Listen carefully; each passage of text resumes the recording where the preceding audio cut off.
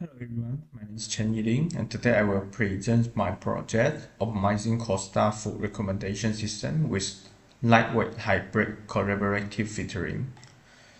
My student ID is 24071361, and this work is a part of my master in data science at University of Malaya. So let's start. So here is the outline of my work. First, I will give an introduction, then I will explain the problem and goals. After that, I will show the literature review and the research gap. Next, I will talk about the methodology that include the EDA, the methods all I use. Then I will present the result and the impact. Finally, I will give the conclusion and the future directions. So the first part is the introduction. So this project is about improving the food recommendation system, especially for new user and new item. I focus on the cost start problem, which means when we don't have the history data for user or items.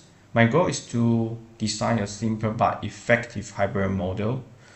This model can combine the collaborative filtering and the popularity signals. So it should improve the personalizations while keeping the code lightweight. So the cost problem is very common in recommendation systems. For example, when a new user joins a food platform, the system does not know their taste yet. Also, when a new recipes are added, there is no history to use. Because of this, it's difficult to make accurate predictions. This is why solving the cost problem is important. So the main objective is to build a hybrid model that is the both accurate and lightweight. It should handle cost case better than the traditional model, and it should be easy to implement with less than like 50 lines of code. So the next is problem and goal. So the collaborative filtering works well only when there is enough data. But if there's not rating for new user items, it fails. So it's the serious limitations, especially in food e-commerce. So where the new products and the user appears very often.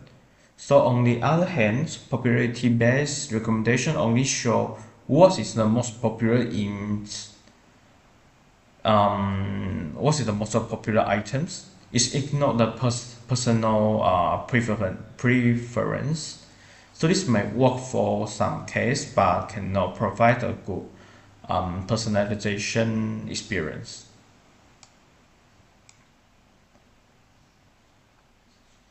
So my research question is, can we combine the collaborative filtering with the popularity to improve the cost accuracy? So the objective, I have three objectives. The first one is to build a hybrid model that can balance personalization and popularity. The second is to keep the model lightweight and under around 15 lines of code. The third one is to compare the hybrid model with the collaborative filtering and the popularity only model. So the next part is the literature and gap. So in the literature, many food recommendation systems use the hybrid methods, but most of them are heavy and need to extract data, like review or nutrition information. This makes them complex and costly. So there is a gap in the lightweight method that use less data and are easy to run. My work is trying to fill in this gap and by creating a simple hybrid model. So next part I will talk about the methodology. So the first is the dataset. I use Amazon Fine Food Review dataset. The datasets have about 568,000 rating, 256,000 of users, and 74,000 items in the food category. So those numbers show a big real-world dataset with a strong spreadsheet and long tail. So I compare the three modules. The first is a pure collaborative filtering. The second is popularity baseline, and the third, the hybrid model which combine the two. So the hybrid blend the similarity from the correlative featuring with the item popularity.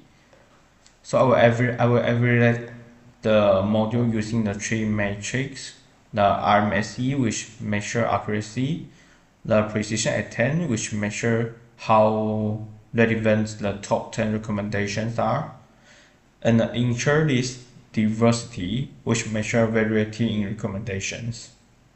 I test the model under dense space and the Costa conditions. So here are 4 quick exploratory findings that motivate our designs. So top left show the rating distribution. So most of the rating are 4 or 5. So the rating are squared positive.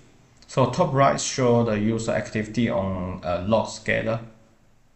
So the most user leave very few reviews, producing strong scarcity. So bottom left show the item popularity. A few products get most rating, conforming long tails. The bottom right is pros, popularity versus average rating. There's no type correlation, so the popularity add information different from the quality. So those patterns support the blending correlative filtering with the normalized the popularity signals. Okay, so in our module have two parts. Neighborhood based the correlative filter.